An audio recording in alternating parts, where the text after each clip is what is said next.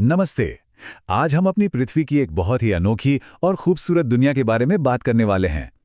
एक ऐसी दुनिया जिसमें लाखों करोड़ों तरह के जीव जंतु और पेड़ पौधे रहते हैं। जी हाँ, हम बात करेंगे जैव विविधता की और ये भी जानेंगे कि हम इसे कैसे बचा सकते हैं। अच्छा, चलिए शुरू करने से पहले एक छोटी सी चीज सोचते हैं। जरा याद कीजिए, जब आप अपने घर से बाहर निकलते हैं या पार्क में खेलने जाते हैं तो आपको क्या-क्या दिखता है? क्या आपको सिर्फ एक ही तरह का पेड़ या एक ही तरह का जानवर नजर आता है? नहीं ना। अरे भाई, कहीं आम का पेड़ है तो कहीं नीम का, कहीं रंग बिरंगी तितलियां उड़ रही हैं तो कहीं छोटी सी चिड़िया फुदक रही है। तो बस हमारे चारों तरफ जीवन के ये जो इतने सारे अलग अलग रूप है ना, इसी को हम कहते हैं जैव विविधता। देखिए, ये शब्द दो हिस्सों से बना है। जैव जिसका मतलब होता है जीवन और विविधता जिसका मतलब होता है अलग अलग तरह का होना। तो कुल मिलाकर जैव विविधता का मतलब हुआ जीवन के अलग अलग रूप। है ना, कितना आसान। ठीक है, तो अब जब हम इसका मतलब समझ गए हैं तो चलिए इसे थोड़ा और अच्छे से समझते हैं। पता है, इस जैव विविधता को हम तीन अलग अलग लेवल या स्तर पर देख सकते हैं। आइए एक एक करके इन तीनों को जानते हैं। तो पहला लेवल है आनुवांशिक विविधता।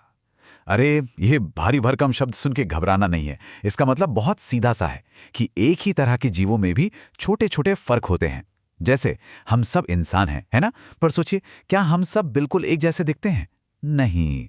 किसी की आंखें काली हैं, किसी की भूरी, कोई लंबा है, कोई छोटा। यही तो है आनुवांशिक विविधता। अब आता है दूसरा लेवल, प्रजातीय विविधता। चलिए एक बगीचे की कल्पना करते हैं। उस बगीचे में लाल रंग के गुलाब भी हैं और पीले रंग के गेंदे के फूल भी। वहां फूलों पर मंडराती तितलियां भी हैं और भिन भिनाती मधुमक्खियां भी। तो एक ही जगह पर जितनी अलग अलग तरह के पेड़ पौधे और जीव जंतु रहते हैं, उसे ही प्रजातीय विविधता कहते हैं। और तीसरा और आखिरी स्तर है पारिस्थितिकीय विविधता। अब ये क्या है? ये है हमारी पृथ्वी पर मौजूद सभी जीवों के अलग अलग घरों के बारे में। जैसे शेर का घर कहाँ है?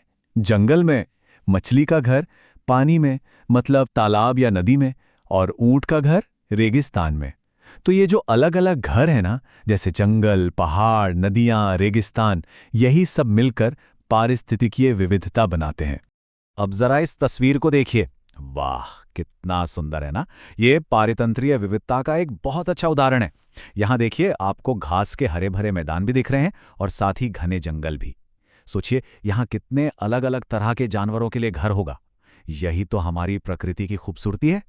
तो अब मन में एक सवाल आता है कि ठीक है, ये सब तो बहुत अच्छा है, पर ये जैव विविधता हमारे लिए इतनी जरूरी क्यों है? इससे हमें क्या फायदा? चलिए अब यही जानते हैं। देखिए, जैव विविधता हमारे लिए मुख्य रूप से तीन तरह से काम करती है। पहला, ये हमारी प्रकृति का बैलेंस बनाए रखती है। दूसरा, ये हमें हमारी जरूरत की बहुत सारी चीजें देती है। और तीसरा, ये हमें इस दुनिया के बारे में नई नई बातें सीखने में मदद करती है। चलिए अब इन तीनों को थोड़ा और समझते हैं। पहली भूमिका है पारिस्थितिक।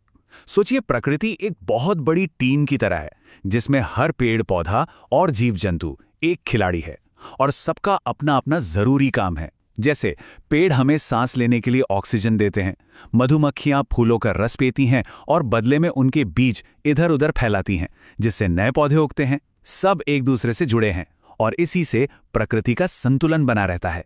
अब दूसरी भूमिका, आर्थिक भूमिका। ये हमारी रोज की जिंदगी से जुड़ी है। हम जो भी खाना खाते हैं, फल, सब्जियां, अनाज, ये सब कहां से आता है? पेड़ पौधों से। जब हम बीमार पड़ते हैं तो कई दवाइयां भी जड़ी बूटियों से बनती हैं। घर का फर्नीचर लकड़ी से बनता है, जो जंगलों से आती है। ये सब कुछ जैव विविधता का ही तो कमाल है। और अब तीसरी भूमिका, वैज्ञानिक। ये बहुत मजेदार है। हर जीव, चाहे वो छोटा सा कीड़ा हो या बड़ा सा हाथी, एक जीती जागती किताब की तरह है। वैज्ञानिक इन पर रिसर्च करके ये समझते हैं कि जीवन असल में काम कैसे करता है। पता है, वैज्ञानिकों ने चमगादड़ों को देखकर ही राडार टेक्नोलॉजी के बारे में सोचा था। हर जीव हमें कुछ नया सिखा सकता है। लेकिन एक चिंता की बात भी है। हमारी ये इतनी सुंदर और जरूरी जैव विविधता आज बहुत बड़े खतरे में है। चलिए देखते हैं कि इसके पीछे क्या वजह है। इसकी कुछ वजह तो प्राकृतिक हैं, जैसे बाढ़ आ जाना या भूकंप। पर अफसोस की बात है कि सबसे बड़ी वजह हम इंसान ही हैं। हम अपने घर बनाने और खेती के लिए जंगल साफ कर रहे हैं। हमारी फैक्ट्रियों और गाड़ियों से निकला धुआं और कचरा हवा और पानी को गंदा कर रहा है। और कुछ लालची लोग पैसों के लिए जानवरों को मार रहे हैं। इन सब वजहों से इन बेजुबान जीवों के घर उजड़ रहे हैं। जरा इन तस्वीरों को देखिए। एक तरफ ये कितना प्यारा सा लाल पांडा है, पर क्या आप जानते हैं कि इनकी संख्या दुनिया में इतनी कम बची है कि इनके हमेशा के लिए गायब हो जाने का डर है। दूसरी तरफ एक बहुत ही अनोखा और दुर्लभ फूल है जो अब आसानी से नहीं मिलता। ये तस्वीरें हमें याद दिलाती हैं कि अगर हमने जल्दी कुछ नहीं किया तो हम प्रकृति के इन अनमोल खजानों को हमेशा के लिए खो देंगे। तो ऐसे जीव जिनके हमेशा के लिए खत्म हो जाने का या विलुप्त हो जाने का खतरा होता है, उन्हें हम संकटापन्न प्रजातियां कहते हैं। एक अंतर्राष्ट्रीय संस्था है IUCN जो एक रेड लिस्ट जारी करती है। ये एक तरह की रिपोर्ट कार्ड है जिसमें उन सभी जीव जंतुओं और पेड़ पौधों के नाम होते हैं जिन्हें बचाने की सबसे ज्यादा और तुरंत जरूरत है। लेकिन घबराने की कोई बात नहीं है। अच्छी खबर यह है कि पूरी दुनिया में लोग इस जैव विविधता को बचाने के लिए आगे आ रहे हैं और बहुत सारी कोशिशें कर रहे हैं। तो चलिए अब देखते हैं कि हम इसका संरक्षण कैसे कर सकते हैं। आपको पता है, दुनिया में कुछ ऐसी खास जगह हैं जो जैव विविधता का खजाना है। मतलब यहाँ पर बहुत ही ज्यादा तरह के अनोखे जीव जंतु और पेड़ पौधे पाए जाते हैं। इन खास जगहों को वैज्ञानिक हॉटस्पॉट्स कहते हैं। इन जगहों को बचाना हमारी सबसे बड़ी प्राथमिकता है। अब इस नक्शे को देखिए। इसमें जो गहरे रंग वाले हिस्से दिख रहे हैं ना, यही दुनिया के मुख्य हॉटस्पॉट हैं। आप देख सकते हैं कि ये पूरी दुनिया में फैले हुए हैं। ये हमारी धरती के वो सबसे कीमती हिस्से हैं जहां जीवन के सबसे अनोखे रूप आज भी मौजूद हैं। तो फिर सवाल ये उठता है कि हम इन्हें बचाएं कैसे? इसके कुछ आसान तरीके हैं।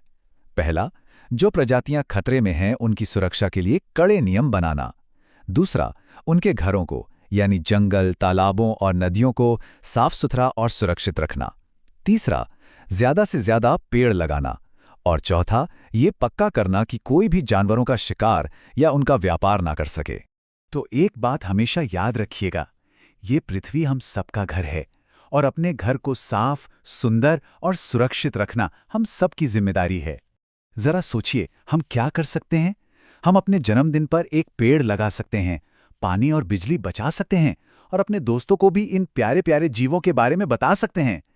हर छोटा सा कदम भी एक बड़ा बदलाव ला सकता है। तो आप क्या करने वाले हैं?